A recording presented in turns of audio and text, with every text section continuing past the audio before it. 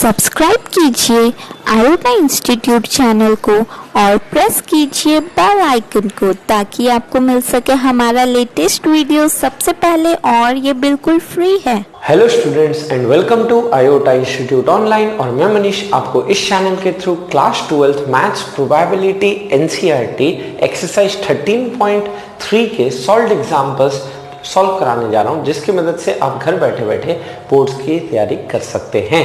इस लेक्चर में हम टोटल प्रोबेबिलिटी थ्योरम और बेस थ्योरम के बारे में डिस्कस करेंगे और उसके एग्जाम्पल सॉल्व करेंगे। तो सबसे पहले हम डिस्कस करने जा रहे हैं total probability theorem.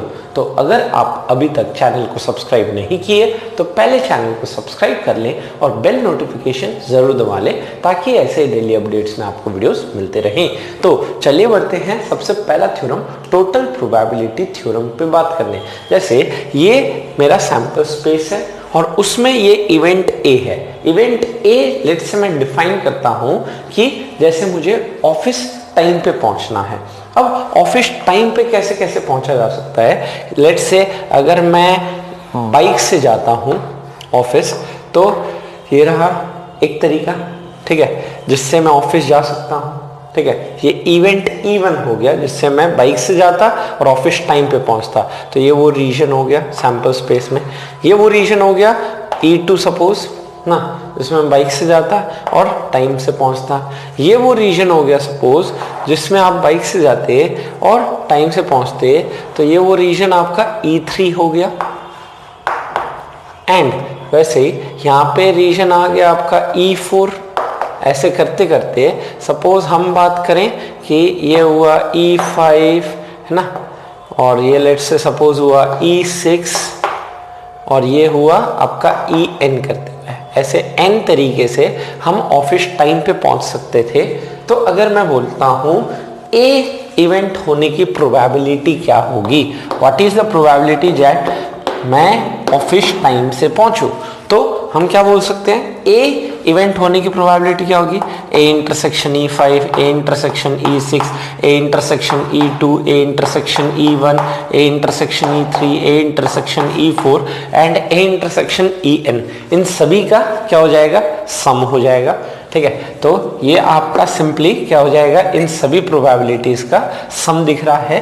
That is probability of A intersection E1 union ना, मतलब आप लिख सकते हैं इसको प्लस A इंटरसेक्शन, इसको क्या लिखा जा सकता है E2 plus A intersection E3 and so on, हो गया हमारा A इंटरसेक्शन EN तक। ऐसे लेट्स से n तरीके से अगर बात हो रही है तो ये हो गया A इंटरसेक्शन EN करते हुए।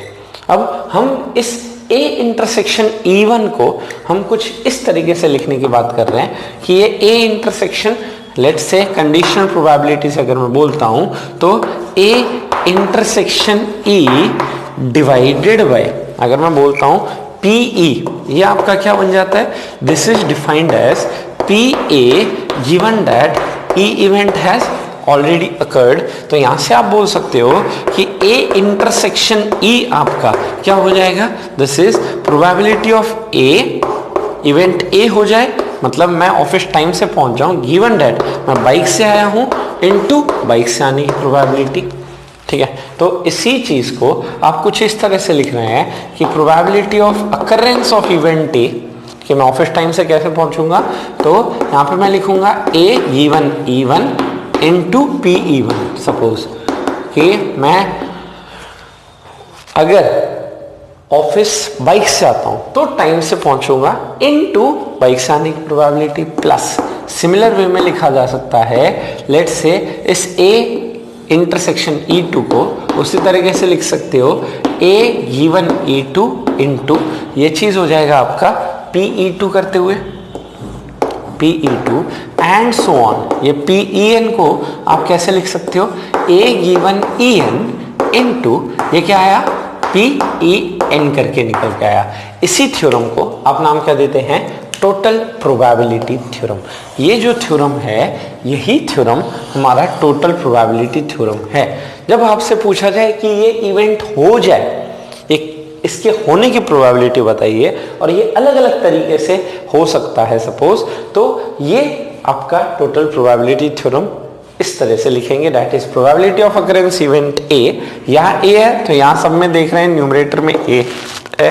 अब ए गिवन E1 इंटू P1, ए गिवन E2 इंटू P2, ए गिवन EN इंटू PN, इन सबका समूह। इसी चीज को कुछ इस तरह से लिखने जा रहा हूं, probability of event A is equal to, let's say मैं इसको ऐसे लिखता हूं, probability of A given EI into PEI, जहां पे I शुरू होता है आपका 1 से, E1 E2 E3 ऐसे करते करते, मतलब I शुरू होता है 1 से और जाते जाते लास्ट तक हमारा पहुंच जाता है N तक।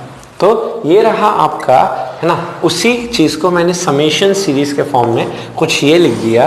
तो ये रहा हमारा टोटल प्रोबेबिलिटी थ्योरम का रिप्रेजेंटेशन। तो यहां तक आप स्क्रीनशॉट जरूर ले लें। 15 में a person has undertaken a construction job, एक कंस्ट्रक्शन जॉब है, probabilities are 0.65 that there will be strike, 0.50 that the construction job will be completed on time if there is no strike, and 0.32 that the construction job will be completed on time if there is a strike. Determine the probability that the construction job will be completed on time. Job time पे complete हो, ये आपको, है ना, इसकी probability निकालनी है। पे हमसे बोला गया है कि जॉब कंप्लीट हो जाए, उसकी प्रोबेबिलिटी पूछी जा रही है। तो जॉब कंप्लीट होना, जॉब डन होना, ये आपका इवेंट है जिसकी आप प्रोबेबिलिटी निकालना चाहते हैं। अब ये इवेंट ए मेरा दो तरीके से हो सकता है, या तो स्ट्राइक होके हो जाए या बिना कोई स्ट्राइक हो जाए। मतलब अगर स्ट्राइक होता है तो इवेंट ए होने का टाइम पे, और स्ट्राइक नहीं होता है तो इवेंट ए, मतलब जॉब टाइम पे कंप्लीट होने का, इसकी प्रोबेबिलिटी हम बात करना चाहते हैं। अब यहाँ पे आपको गिवन है कि 0.80 that the job will be completed on time if there is no strike. No strike फिर जॉब टाइम पे कंप्लीट हो जाए, इसकी प्रोबेबिलिटी मुझे गिवन है इज इक्वल टू 0.80, मतलब स्ट्राइक हो गया, है ना, स्ट्राइक नहीं हुआ, नो स्ट्राइक, उसके बाद आपका जॉब टाइम पे कंप्लीट हुआ, उसकी प्रोबेबिलिटी आपकी नो स्ट्राइक के केस में आपकी probability 0.80 and 0.32 that job will be completed on time if there is a strike. मतलब यहाँ पे बोल रहे हैं हम स्ट्राइक हो गया, उसके बाद जॉब टाइम पे कंप्लीट हो जाए, उसकी प्रोबेबिलिटी आपके पास 0.32। फिर आपको दिया हुआ है कि probabilities are 0.65 that there will be strike. Strike होने की प्रोबेबिलिटी मुझे गिवन है 0.65। अगर स्ट्राइक होने की प्रोबेबिलिटी पता है तो स्ट्राइक नहीं होने की प्रोबेबिलिटी आपकी क्या हो जाएगी, 0.35। अब मुझसे पूछा जा रहा है कि जॉब टाइम पे कंप्लीट हो जाए, है ना, ओवरऑल ये आपको ए इवेंट होने की प्रोबेबिलिटी निकालनी है। अब इवेंट ए कैसे हो सकता है, इवेंट ए स्ट्राइक होके हो सकता है, या इवेंट ए बिना कोई स्ट्राइक होके हो सकता है। तो ये टोटल प्रोबेबिलिटी थ्योरम से इस चीज को हम लिख सकते हैं, probability of event A is equal to कि स्ट्राइक हो जाए फिर इवेंट ए हो जाए इनटू स्ट्राइक होने की प्रोबेबिलिटी। वैसे ही हम इस चीज को लिख सकते हैं कि स्ट्राइक ना हो उसके बाद इवेंट ए हो जाए इनटू स्ट्राइक नहीं होने की प्रोबेबिलिटी। अब मुझे ये दिया हुआ है कि A given E1 is 0.32, that is strike हो गया, उसके बाद मेरा इवेंट हो गया, है ना, और E1 स्ट्राइक होने की प्रोबेबिलिटी है 0.65 प्लस। वैसे ही यहाँ पे मैं लिख सकता हूँ A given E2 that is strike नहीं हुआ, उसके बाद जॉब कंप्लीट हुआ टाइम पे, इनटू स्ट्राइक नहीं होने की प्रोबेबिलिटी है हमारे पास 0.35। इसको कैलकुलेट करते हैं तो ये रिजल्ट आता है 0.488। मैंने आपको ये स्टेप लिखना सीखना था। अगर ये लिख दिया और ये डेटा आपने क्वेश्चन से फाइंड आउट कर दिया, फिर तो कैलकुलेशन आप कर ही सकते हैं। तो ये है आपका क्वेश्चन नंबर 15 का solution, Bayes theorem. Bayes theorem क्या है, बेयस थ्योरम है आपका कि आपने जैसे पिछले में कि इवेंट ए आपके E1 तरीके से, E2 तरीके से, EN तरीके से, मतलब मैं ऑफिस डेट से टाइम पे पहुंच सकता हूं, वो कैसे कैसे E1 से पहुंचूं, E2 से पहुंचूं, E3 से पहुंचूं, ऐसे करते EN तक, उन सब का ना, मतलब ऑफिस टाइम पे पहुंचना मेरा वहां पे निकालने का था टोटल प्रोबेबिलिटी थ्योरम में, उसकी प्रोबेबिलिटी निकालना था। अब यहाँ पे क्या है, यहाँ पे आप ऑफिस टाइम पे पहुंच गए, ठीक है, ऑफिस आप टाइम पे पहुंच गए। अब वो ऑफिस आप लेट से है ना टाइम पे पहुंचे हैं कि लेट से बाइक से गए हो ना, किसी एक तरीके से अगर है ना उसमें एक किसी एक है ना प्रायरी प्रोबेबिलिटी अगर हमें निकालना हो तो ये तरीका किया जाएगा। तो इस गिवन ए को कंडीशनल प्रोबेबिलिटी से लिखा जा सकता है even intersection A divided by P A. अब पी ए आपने हम जैसे टोटल प्रोबेबिलिटी थ्योरम में इस चीज को लिख के दिया था, तो इसको मैं लिख देता हूं A intersection even divided by, ये है हमारा ए। कैसे कैसे हो सकता था, आपने टोटल प्रोबेबिलिटी थ्योरम में लिखा था इसे ए इंटरसेक्शन ई1 प्लस ये लिखा हुआ आपका A intersection E2 and so on, last तक है ए इंटरसेक्शन, ये चीज आया आपके पास ई एन करते हुए। तो अब इसका वैल्यू हमें निकालना है। अब ए इंटरसेक्शन ई1 मैं इसको लिख सकता हूं is P A given E one into P E1. तो अगर मैं इसको लिखता ये क्या होता, P A intersection E1 divided by P1 cancel हुआ। ये याद रखना, यहाँ E1 गिवन ए निकालना है तो यहाँ आएगा पी ए गिवन E1 और यहाँ पे क्या हो जाएगा, यहाँ पे हो जाएगा आपका P A given E1 into P E1 plus इसमें क्या लिखा जा सकता है, this is P A given E2 into यह आया P E2 and so on, यहाँ पे है P A given E N into यहाँ पे आ गया पी ई एन।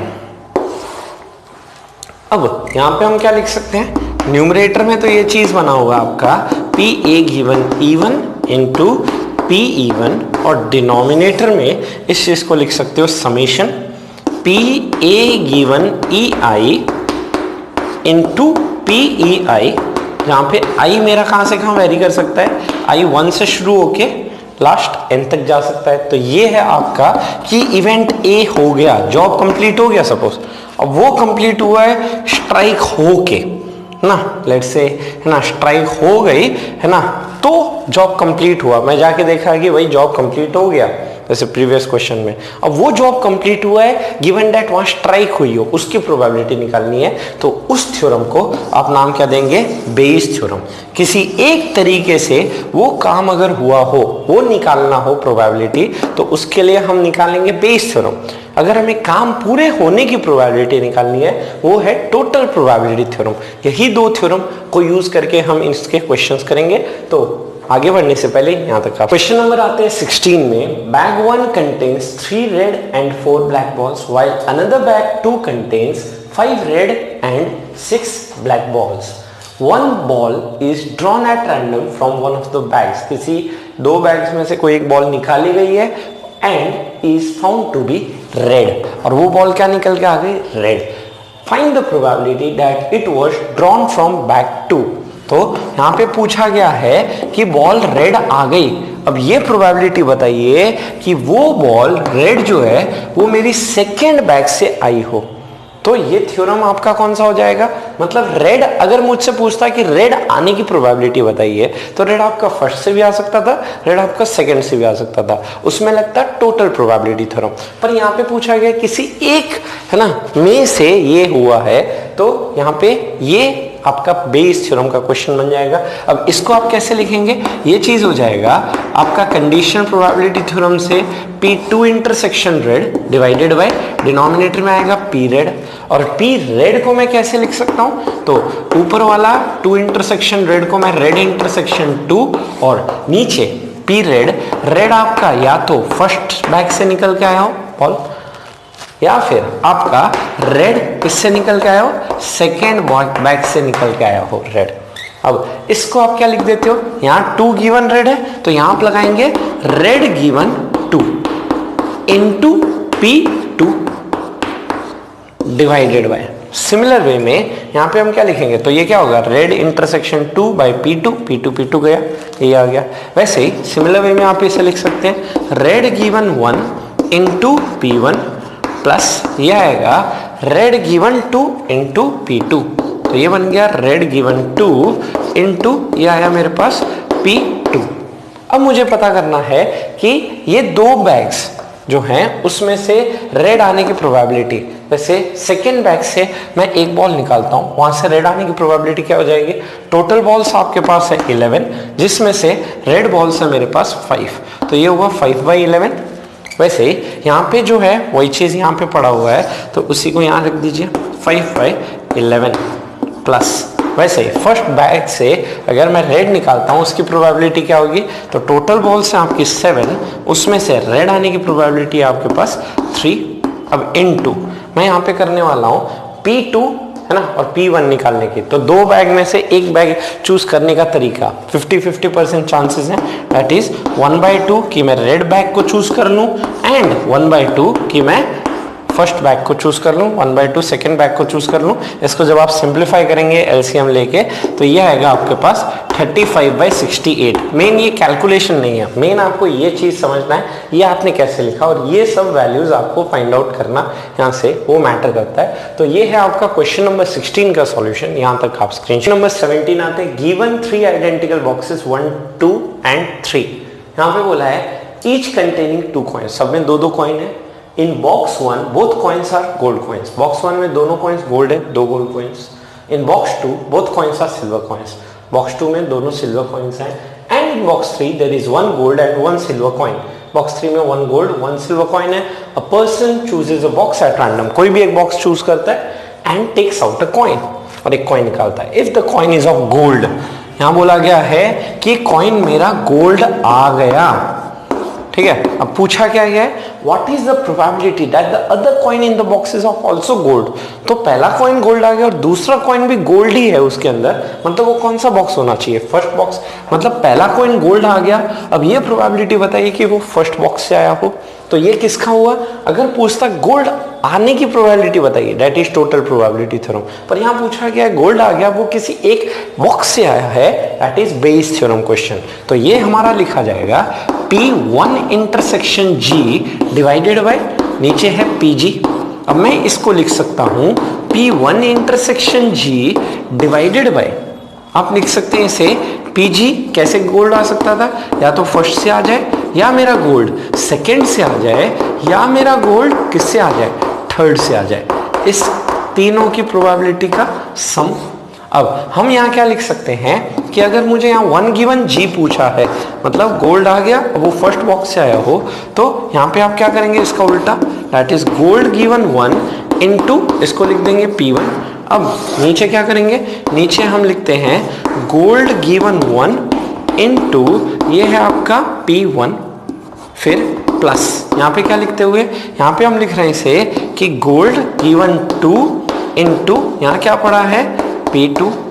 सिमिलरली हम यहाँ तीसरे में क्या लिख सकते हैं कि P गोल्ड गिवन 3 इनटू यहाँ क्या लिखते हुए P3।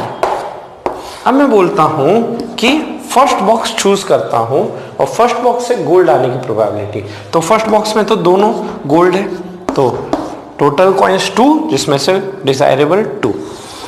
फिर आपका यहाँ पे भी क्या है P गोल्ड गिवन 1 जो यहाँ वही यहाँ रख दिया आपने, प्लस अब गोल्ड गिवन 2।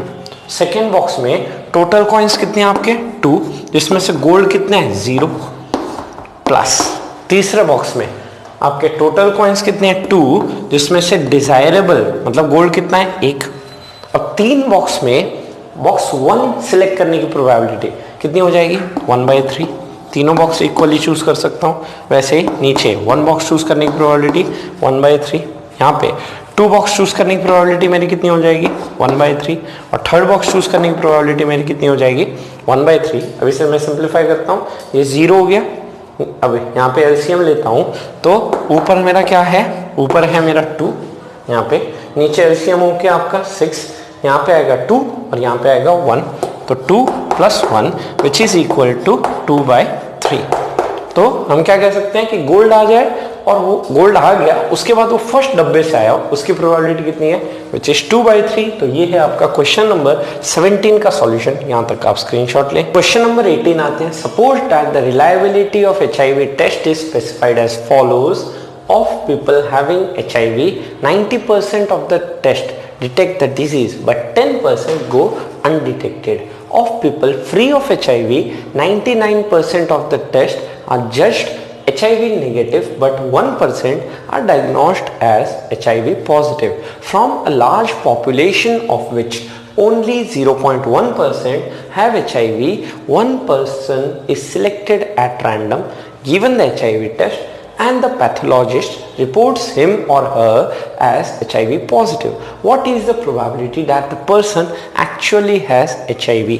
तो let's say हम क्या कह देते हैं कि यहाँ पे आपका let's say डिटेक्ट हो जाए उसकी प्रोबेबिलिटी और नहीं डिटेक्ट हो उसकी प्रोबेबिलिटी हमने कह दी n, ठीक है। तो यहाँ पे जैसे आप कह रहे थे E1 E2 करके, तो इसको हम नाम दे देते हैं कि डिटेक्ट हो जाए दैट इज E1 और डिटेक्ट नहीं हो उसकी प्रोबेबिलिटी है ना, वो चीज क्या है आपका नॉट डिटेक्ट होने की probability n। Not detected this is detected और दिस इज HIV है, उसको HIV है। अब यहाँ पे आपको डेटा गिवन है 90% of the test detect the disease, जिसको HIV है, ऑफ पीपल हैविंग HIV उसको HIV है ना, HIV है और HIV होने के बाद वो डिटेक्ट हो गया, मतलब उसको HIV है और उसके बाद वो डिटेक्ट हो जाए उसकी प्रोबेबिलिटी आपको कितनी है 90%, 90/100। और फिर मैं बोल रहा हूँ कि HIV है उसको पर डिटेक्ट नहीं हुआ, नॉट डिटेक्टेड, तो यहाँ पे आप ये हो जाएगा डिटेक्टेड मतलब E1 और डिटेक्ट नहीं हुआ मतलब ये E2। ये चीज आपके पास कितनी है 10%, मतलब आदमी को HIV है पर वो डिटेक्ट नहीं हुआ, दैट इज E2 है ना।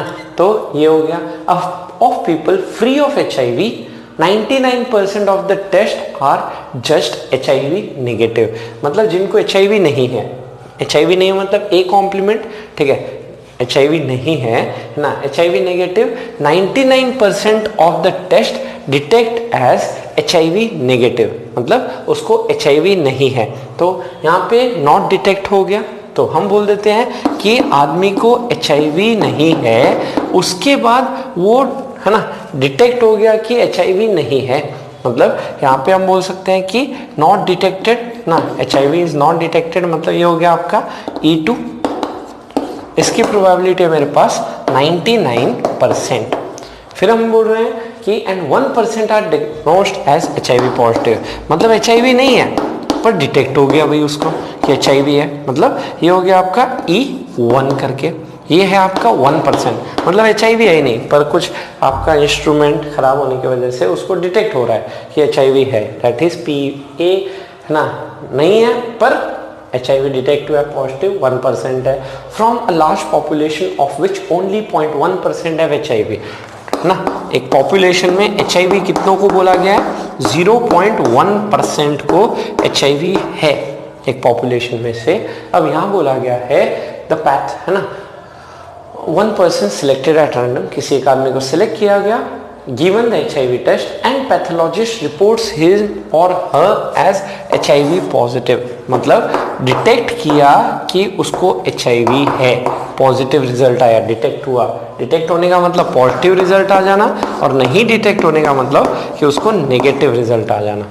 अब ये डिटेक्ट हो गया कि पॉजिटिव रिजल्ट आया है, what is the probability that the person actually has HIV, मतलब उसको actually HIV है, इसकी probability क्या होगी? तो इसको हम क्या लिख सकते हैं, this is given as probability of A intersection E1 divided by, नीचे क्या लिख सकता हूँ PE1। अब इस चीज को मैं कैसे लिखता हूँ, नीचे E1 मतलब डिटेक्ट कब कब हो सकता है, तो इस चीज को हम लिख देते हैं something like E1 intersection A divided by. अब E1 कैसे आ सकता है कि E1 हो सकता है कि HIV है या फिर डिटेक्ट हो जाए पर HIV है ही नहीं, नॉट A। अब इसको मैं लिखने जा रहा हूं PA गिवन E1 को मैं कुछ ऐसे लिखता हूं is equal to P E1 given A, यहाँ A गिवन है A तो यहाँ E1 गिवन A, ये बेस थ्योरम हो गया, इनटू PA डिनोमिनेटर में इसे लिखा जा रहा है PE1 given A into this is PA। वैसे ही आगे हम इससे क्या लिख रहे हैं प्लस P, ये हो गया E1 गिवन नॉट A है ना, यहाँ ए गिवन A1 निकालना था, तो E1 given not a into P not a. अब ये डेटा आपको क्या क्या गिवन है, यहाँ पे ये रहा आपको E1 गिवन ए 90%, रख दीजिए यहाँ पे डेटा, तो 90%। नीचे जो यहाँ रखा है उसी को यहाँ रखिए 90% प्लस, फिर हम बात करते हैं नॉट ए, उसके बाद E1 डिटेक्ट हो जाए, दैट इज ये आपका 1%। फिर HIV है, उसकी प्रोबेबिलिटी है 0.1%, HIV है उसकी प्रोबेबिलिटी है 0.1%, यहाँ पे भी है मेरा 0.1%। और फिर HIV नहीं है, तो HIV कितने लोगों को नहीं है, 99.99% को नहीं हो गया, 99.9% ये रहा नहीं है। अब यहाँ पे 100 डिनोमिनेटर से सारा कैंसिल हो जाएगा, तो ऊपर रिजल्ट आएगा मेरा 9, 90 इंटू 0.1, नीचे हो गया 9 प्लस यहाँ पे कितना हो गया 99.9। तो इसको मैं सिंप्लीफाई करता हूँ, तो ये रिजल्ट आता है मेरा समथिंग लाइक 9 डिवाइडेड बाय 108.9 करते हुए। इसको हम फर्दर सिंप्लीफाई करें तो ये अप्रॉक्सीमेटली 90 डिवाइडेड बाय 1089, इसको मैं लिख सकता हूँ अप्रॉक्सीमेटली 0.083 के, है ना, यहाँ पे डिटेक्ट हो जाए, है ना, और उसको एक्चुअली HIV है, उसकी प्रोबेबिलिटी है 0.083, बहुत कम चांसेस है। तो ये रहा आपका 18 का सॉल्यूशन। यहाँ तक का क्वेश्चन नंबर आते हैं 19 में। In a factory which manufactures bolts कील, है ना, A, B and C manufacture respectively 25%, 35% and 40% of the bolts।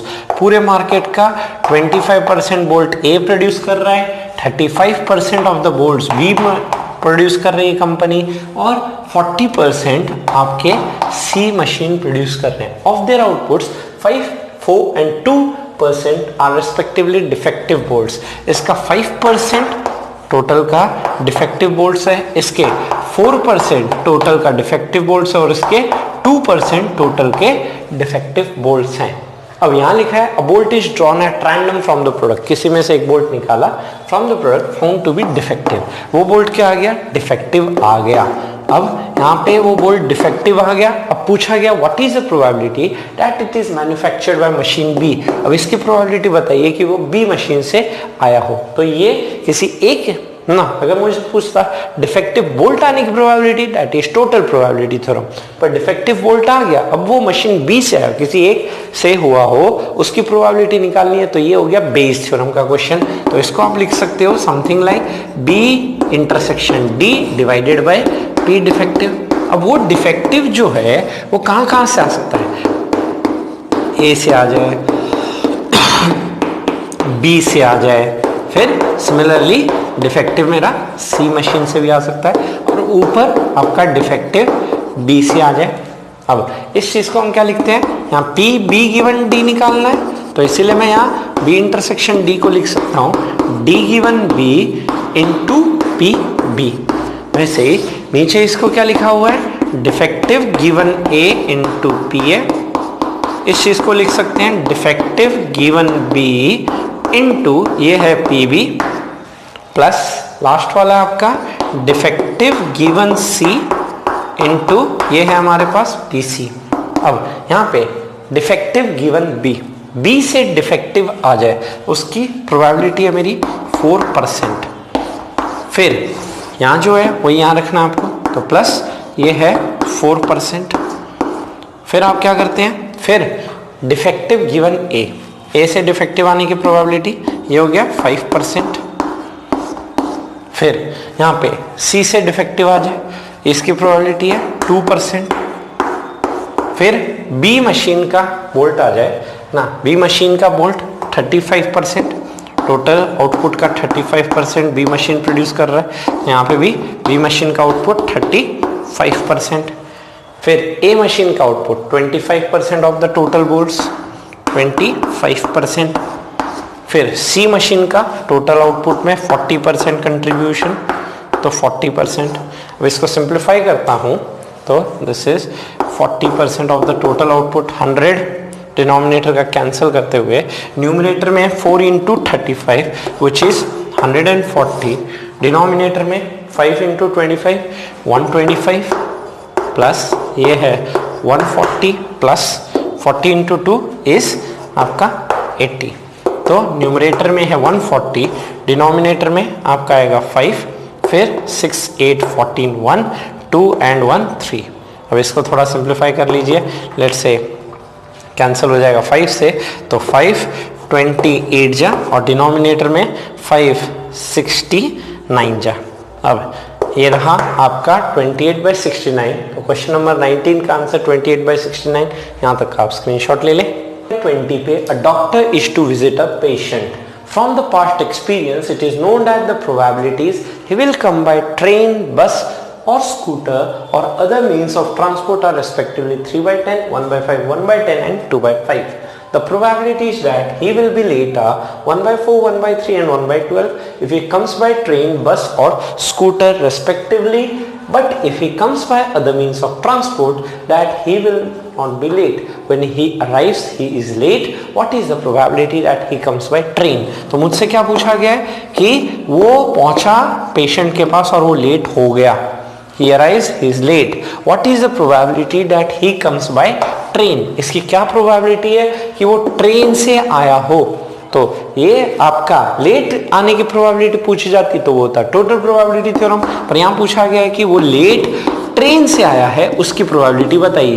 तो this is T intersection L divided by P L. अब ये लेट कैसे कैसे आ सकता था, तो यहाँ पे 4 मोड ऑफ ट्रांसपोर्टेशन है लेट आने के। या तो वो लेट आता जैसे ट्रेन से, या तो वो लेट आता बस से, या तो वो लेट आता स्कूटर से, या फिर अदर मीन्स से। तो लेट स्कूटर से, या फिर हम लिख सकते हैं लेट अदर मीन्स से आता। अब इस चीज को मैं क्या लिख रहा हूं, तो न्यूमरेटर में यहाँ पे फिर से चीज समझें, टी गिवन एल निकालना है तो इस टी इंटरसेक्शन एल को लिखेंगे late given train into P train. फिर डिनोमिनेटर में इसे हम लिखते हैं कि late given train into P train. अब वैसे लेट इंटरसेक्शन बस को हम लिख देंगे late given bus into P bus. फिर स्कूटर को लिखेंगे late given scooter into P scooter. फिर लिखेंगे अदर मीन्स के लिए late given other means into P other means. अब यहाँ पे क्या बोला गया है, इफ यहाँ बोला गया है he will come by train bus scooter, in train bus scooter इन सब से आने की प्रोबेबिलिटी आपको गिवन है। तो ट्रेन से आने की प्रोबेबिलिटी पहले वाली ट्रेन की है 3/10, तो ये ट्रेन से आने की प्रोबेबिलिटी मेरे पास 3/10, ट्रेन से आने की प्रोबेबिलिटी इस 3/10 प्लस फिर बस से, दूसरा वाला बस का है तो बस के लिए आपके पास 1/5 प्लस फिर स्कूटर से, स्कूटर तीसरा वाला 1/10, तो स्कूटर वाला हो गया 1/10 फिर प्लस लास्ट में है अदर मीन्स। तो अदर मीन्स के लिए उसकी प्रोबेबिलिटी आपको मेंशन्ड है 2/5। अब हम क्या कर सकते हैं, अब यहाँ पे आपको बात करनी है कि ट्रेन से अगर आता है तो लेट हो जाता है उसकी प्रोबेबिलिटी। तो यहाँ लिखा है probability that he will be late 1/4, 1/3 and 1/12 if he arrives by train bus और स्कूटर। तो 1/4 अगर वो ट्रेन से आता है लेट हो जाता है, दिस इज 1/4। 1/3 अगर वो बस से आता है लेट हो जाता है, दिस इज 1/3 एंड 1/12 अगर वो स्कूटर से आता है और लेट हो जाता है 1/12। और यहाँ पे मेंशन्ड है कि अगर अदर मीन्स से आता है then he will not be late, late नहीं होगा मतलब इसकी प्रोबेबिलिटी क्या हो जाएगी 0। ठीक है, ये आपको गिवन है 0। अब यहाँ पे लेट गिवन ट्रेन, इसकी प्रोबेबिलिटी है मेरे पास 1/4। अब इसे मैं सिंप्लीफाई करता हूँ तो ऊपर हो जाएगा मेरे पास यहाँ पे 3/40। इसे अब सिंप्लीफाई किया जाए तो न्यूमरेटर में है मेरे पास 3/40, डिनोमिनेटर में हमारा 3/40 प्लस यहाँ पे आ जाएगा 1/15 प्लस ये हो जाएगा 1/120, 1/120। अब यहाँ पे आप एलसीएम लीजिए 40, 15 एंड 20 का, तो यहाँ से हो जाएगा 40, 15, 20, 120 का एलसीएम लेके 40 1 जा 15 जा 3 जा और ये आया 3151, तो आपका 15 इंटू 4 600 हो गया। तो ये हो गया आपका सिंप्लीफिकेशन में 3/40 डिवाइडेड बाय डिनोमिनेटर का एलसीएम 600, और ये चीज़ बन गया 40 इंटू ये चीज़ हो गया आपका 15। तो यहाँ पे 15 इंटू 3 हो जाएगा मेरे पास 45। फिर यहाँ पे 15 है तो यहाँ पे बचेगा 40, तो यह आया 40 प्लस 125 जा।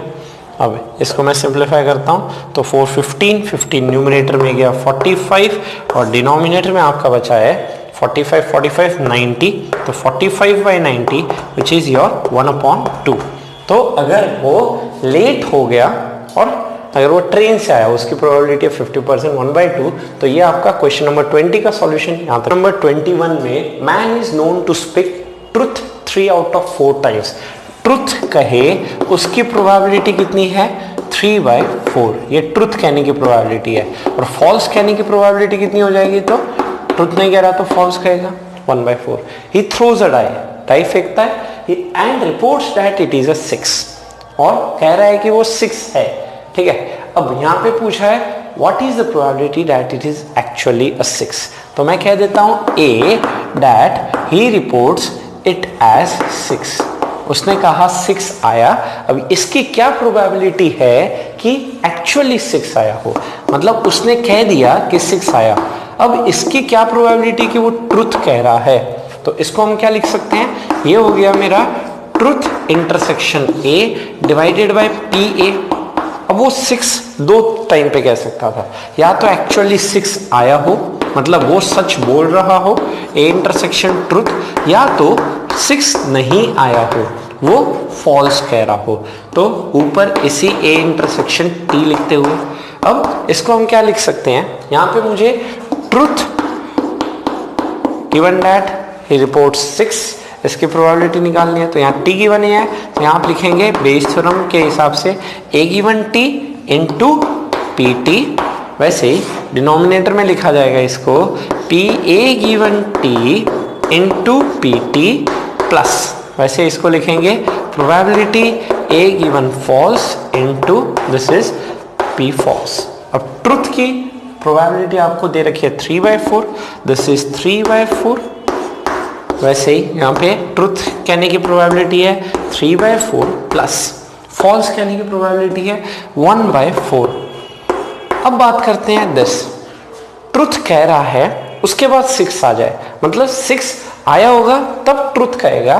तो ये कितना है, एक ही तरीका 6 एक डाइस फेंकते हो तो 1 to 6 आता है। 6 आने का तरीका कितना है 1/6, तो ये हो गया मेरा 1/6। सिमिलर वे में यहाँ पे अगर मैं बोलूं तो यहाँ पे कि उसने फॉल्स कहा और बोला, मतलब वो फॉल्स कह रहा है और बोल रहा है 6 आ रहा है, मतलब 6 नहीं आया, मतलब 1 से 5 कोई भी नंबर आ गए 5/6। इसको 6 और 4 6 4 6 4, तो न्यूमरेटर में यहाँ बचा है 3, यहाँ डिनोमिनेटर में बचा है 3 + 5 विच इज इक्वल टू 3/8। तो ये रहा हमारा क्वेश्चन नंबर 21 का सॉल्यूशन 3/8। तो यहाँ तक आप स्क्रीनशॉट जरूर ले लें। तो ये था स्टूडेंट बेस थ्योरम और टोटल प्रोबेबिलिटी थ्योरम पे आपके क्वेश्चंस, उसका एक्सप्लेनेशन कैसे यूज करना है उसको आज देखा। कल हम डिस्कस करेंगे एक्सरसाइज 13.3 एक्सरसाइज के क्वेश्चंस एंड सॉल्यूशंस उसके बारे में। होप आपको वीडियो पसंद आया तो जरूर से लाइक का बटन दबाएं और बेल नोटिफिकेशन दबा के सब्सक्राइब बटन दबाना ना भूलें, क्योंकि ऐसे हमसे जुड़े रहने के साथ आपको ये बटन दबाना होगा। आज के लिए इतना ही, कल मिलते हैं नए वीडियोस के साथ। सब्सक्राइब कीजिए आयोटा इंस्टीट्यूट चैनल को और प्रेस कीजिए बेल आइकन को ताकि आपको मिल सके हमारा लेटेस्ट वीडियो सबसे पहले, और ये बिल्कुल फ्री है।